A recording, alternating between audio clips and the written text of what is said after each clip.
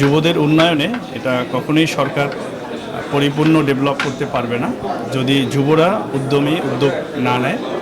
So যুবদের ভিতরে আজকে বাংলাদেশে যে প্রযুক্তিভিত্তিক বা বিভিন্ন উৎপাদনশীল যে উদ্যোগগুলো অলরেডি শুরু হয়েছে তাতে আমরা আশা করি বাংলাদেশ একটি সমৃদ্ধশালী একটি স্বয়ংক্রিয়ভাবে আমরা উদ্যোগী হয়ে আমরা দেশকে গড়তে পারবো এবং দেশকে সারা পৃথিবীর মাঝে আমরা তুলে ধরতে পারবো।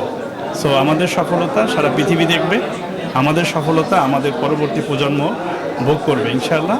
সো আমরা যুব উন্নয়ন অধিদপ্তরের আন্ডারে আমরা চাচ্ছি যে আমরা প্রযুক্তিভিত্তিক শিক্ষা দিয়ে যুবকদেরকে উন্নয়নমূলক কার্যক্রমে আমরা যুক্ত করতে।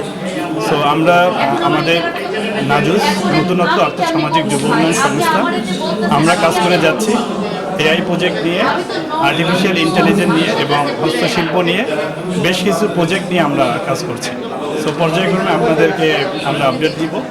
আমাদের সাথে যুক্ত থাকেন এবং ভবিষ্যৎ প্রজন্মকে আমাদের সাথে যুক্ত করুন।